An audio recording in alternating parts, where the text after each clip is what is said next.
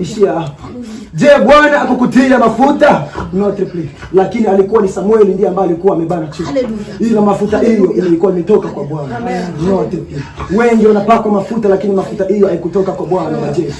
Zetu saka la ai. Mafuta inayopakwa ni mafuta iliyotoka kwa Mungu. Nasema nimekupaka mafuta ukawa kerubi. Ni ule uwezo mtu anayepewa na Mungu. Kwamba huu nimekupa nenda ukafanya hiki. Wala sio mafuta ya kichupa ya kipumbavu hiyo. Mafuta imejaa na mikojo ndani. Imejaa na mate ndani, upumbavu mwingi, uganga kienyeji. Mafuta ya upako. Malaika Gabrieli malaika Mikaeli anafundisha. Ndugu, huo ni wenda wazimu, wewe upumbavu. Mafuta yanakaa ndani. Mafuta yanakaa ndani. Hamna haja mtu mwingine yoyote kuwafundisha. Mafuta ya kichupa ya kipumbavu hayo. Anasema lolote mtakaloomba kwa jina langu, sio lolote mtakaloomba kwa mafuta yangu.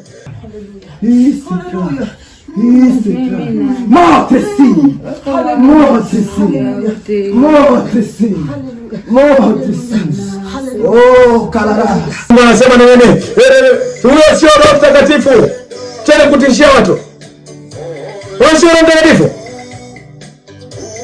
Sasa wakiwa wawili wananena, ama watatu wanyamazi, wawili mmoja aongea. Na yule mmoja akiongea apatikane atakayefasiri. Sasa wewe, Meshaki, unaponena kwa lugha, nani anafasiri? Nani anafasiri? Kama sio wewe mwenyewe umenena hiki, ni Mungu amesema unanena hili, unanena hiki. Ndugu, huyo sio Roho Mtakatifu. Nilikuonya tangu mwanzoni. Nilikwambia umechukua huduma. Hiyo huduma ambayo umeiomba hiyo ni ngumu. Usipokuwa makini, pepo zitakuchezea sana. Mtu wa Mungu, kwa ajili ya title hii naomba nikwambie maana halisi ya kujawa na Roho Mtakatifu. Kujawa na Roho Mtakatifu haijawa tafsiri ya kufanya wewe ama wenda wazimu. Ninakunyokea mara moja kijana Meshaki. Najua ni moja kati ya vijana ambao nilikuvumilia sana katika mengi. Na ni kwa vile tu ukuweza kunijua na kunielewa kwamba mimi ni nani. Mimi ni mlinzi hapa duniani. Jiite mtume, jiite nabii, jiite vyovyote. Mimi ni sauti ya haki duniani. Mimi najua wajibu wangu ni mmoja tu, kukosoa uovu popote unapoonekana. Sasa naomba nikwambie, leo nakuja nikuonye kwa mambo matatu makuu. Jambo la kwanza, na kuonya kwa ajili ya kuwazuia wanawake kuhubiri kanisani, ama kwa ajili ya kukataa wanawake wasio wachungaji. Kitu cha pili, nakuja kukuonya kwa habari ya kujawa na Roho Mtakatifu, ama hicho unachoita unatoa pepo. Na jambo la tatu, nataka nikuonye kwa ajili ya kupakana ni mafuta hiyo ambayo umeanza kupakana. Najua utafuatiwa sana. Najua walimwengu watakufuata sana, maana hivyo ndivyo vitu ambavyo wanavyovitaka wao. Najua kuna makanisa ambayo wanazuia wanawake kuhubiri kwa sababu ya mitama yao imewashinda akili. Sasa mimi ni sauti ya haki duniani. Mimi ni sauti ya Mungu duniani. Popote ninapoona uovu nitazungumza, ijalishi umetendwa na nani. Najua last time watu wa kanisa la neno wamenijia juu, asema utakufa. Shambia, mimi nilikuwa wakufa tangu zamani. Aliyeniponya ndiye atakayeniponya hata mbeleni. Nikusomea andiko hili, Galatia 2:13.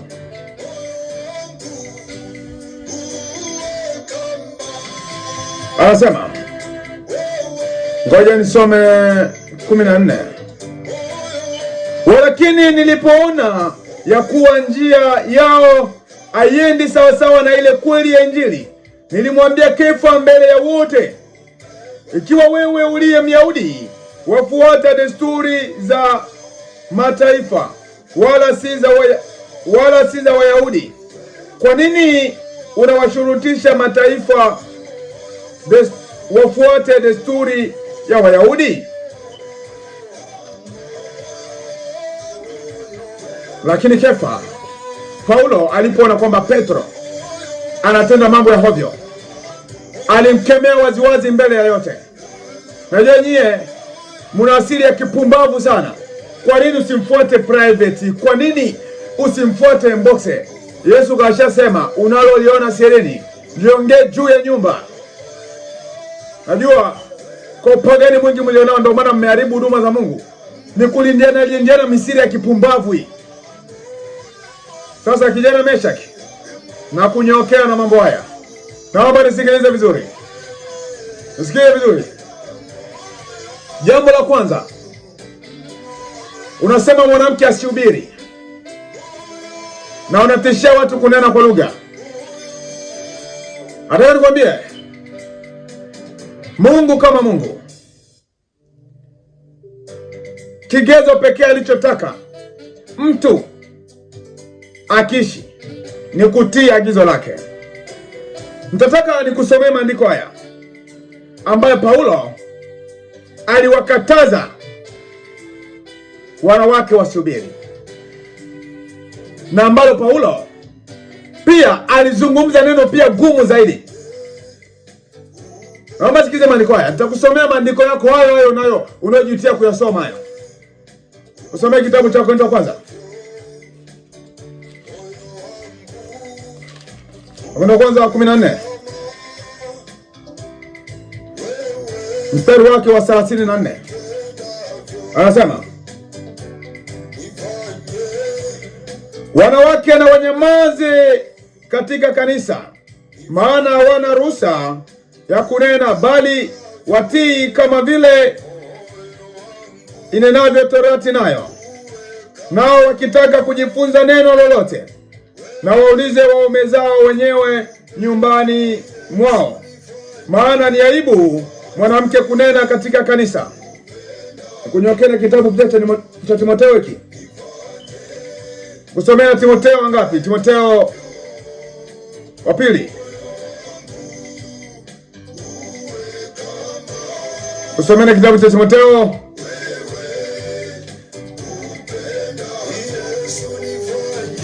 anasema kwamba simpi ruhusa mwanamke kusimama kanisani, bali atii na kunyenyekea. Simpi mwanamke ruhusa ya kufundisha wala kumtawala mwanaume, bali yawe katika utulivu, kwa maana Adamu ndiye aliyeumbwa kwanza na Hawa baadaye. Huyu ni Timotheo wa pili. Huyu ni waraka wa kwanza wa Paulo kwa Timotheo, sura ya pili mstari wa 13. Hapa ni waraka wa mtume Paulo kwa Timotheo, na ule ulikuwa ni waraka wa mtume Paulo kwa Wakorintho.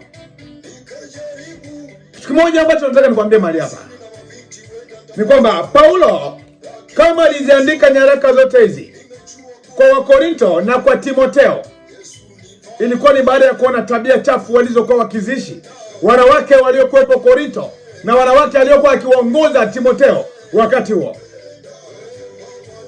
Sasa mimi najua nyie kwa upagani mwingi mlionao muna maandiko ambayo mnanyoka nayo mara moja. Kuna kijana mmoja ambaye anakufuatia sana, akaniandikia message juzi, ananiambia, mtumishi, msikilize huyu kijana. Nasema mimi nafahamu sana. Anasema anachokizungumza hicho ni ukweli, ili andiko nila kunyoka nalo hivi hivi. Nikamwambia kwamba kuna andiko pia kwenye Biblia linasema, ukitaka kumfuata Yesu, mkane baba yako na mama yako. Je, umewakana? Unajua hapo Biblia imemaanisha? No, tusitaki kusema Biblia imemaanisha, maana nyie hapa mmenyoka na hili andiko bila kutaka kulizungumza kwa upande wa pili. Nishakwambia kigezo pekee ambacho Paulo kilichomfanya kuzungumza haya ni kwa sababu ya tabia chafu. Na hii sio tu kwa Paulo. Kigezo ambacho kinaweza kumfanya yeyote asihubiri neno la Mungu ni kwa ajili ya tabia chafu.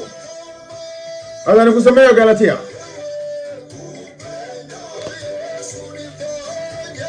Wagalatia sura ya ngapi?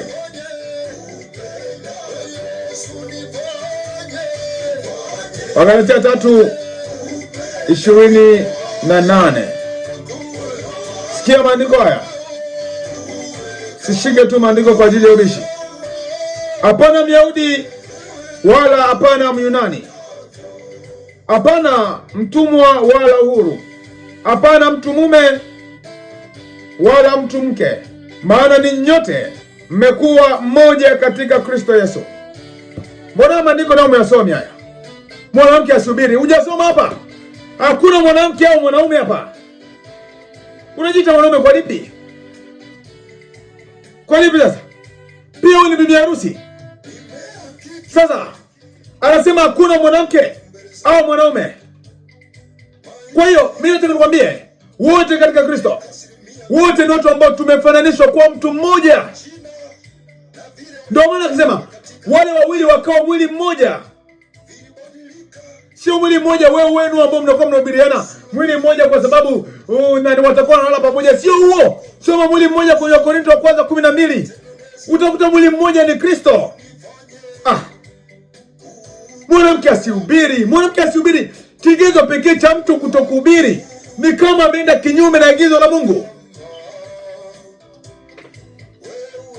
Sasa nikusomee Isaya. Usomee Isaya. Achana na ile wanawake watangazao habari njema.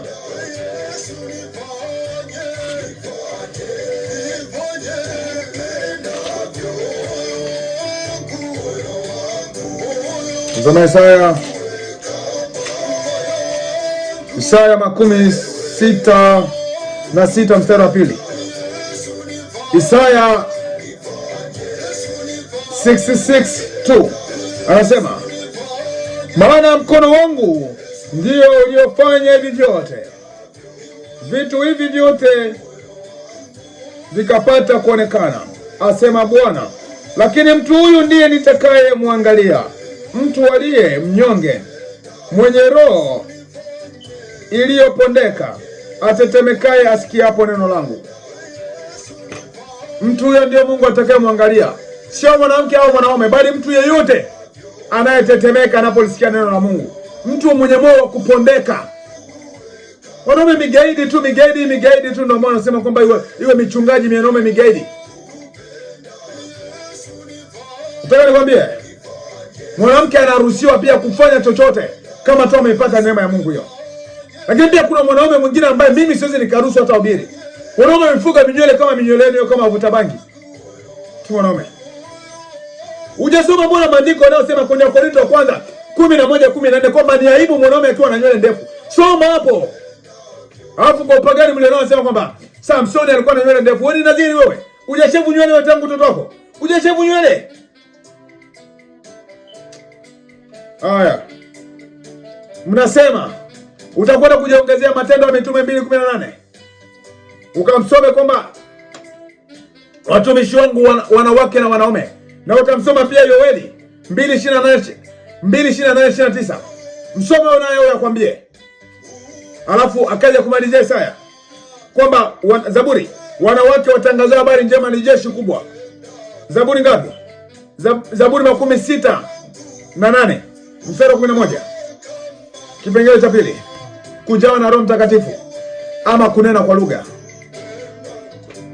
Najua tulipoongea na wewe mara ya kwanza ulijitia sana kunena kwa lugha kwamba uko kiroho sana.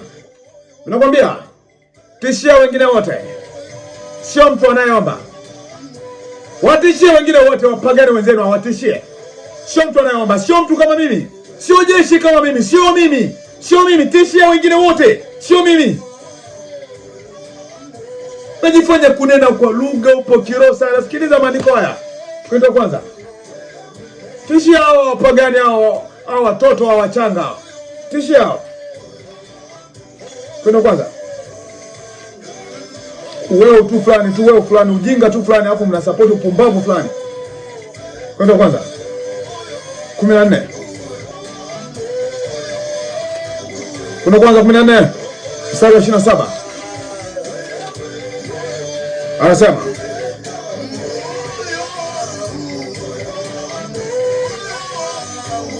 mtu akinena kwa lugha, wanene wawili au watatu, si zaidi, tena zamu kwa zamu, na mmoja na tafsiri na afasiri.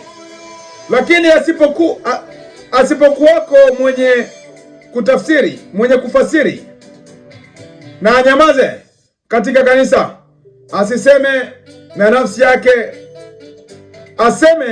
yake tena na Mungu.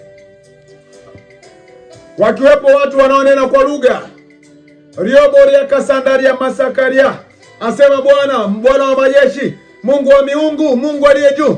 Akiwepo mtu anenena bilugha kama hiyo, wakiwa wawili, mmoja anyamaze, na ukinena mmoja apatikane anayefasiri. Kufasiri ni kutoa maana ya kinachonenewa. Biblia hapa haijasema mwenyewe ufasiri. Sasa nyie upagani ambao mko nao siku hizi, unanena kwa lugha mwenyewe, unafasiri mwenyewe. Huo ni wewe. Huyo sio Roho Mtakatifu, hayo ni maneno ya akili yako wewe. Sema kama ni Roho Mtakatifu. Soma Roho Mtakatifu hapo kwenye Biblia. Sio huyo wa kwenu ambao mmemuiga kutoka kwa wazungu huyo. Roho gani huyo? Mungu anasema ni mimi. Huyo sio Roho Mtakatifu. Tena kutishia watu. Huyo sio Roho Mtakatifu. Sasa wakiwa wawili wananena, ama watatu, wanyamazi wawili, mmoja aongee. Na yule mmoja akiongea apatikana atakayefasiri. Sasa wewe, Meshaki, unaponena kwa lugha, nani anafasiri? Nani anafasiri? Kama sio wewe mwenyewe umenena hiki, ni Mungu amesema, unanena hili, unanena hiki. Ndugu, huyo sio Roho Mtakatifu. Mimi nilikuonya tangu mwanzoni. Nikakwambia umechukua huduma. Hiyo huduma ambayo umeiomba hiyo ni ngumu. Usipokuwa makini, pepo zitakuchezea sana. Usipokuwa makini, pepo zitakuchezea sana. Mimi nakwambia Meshaki.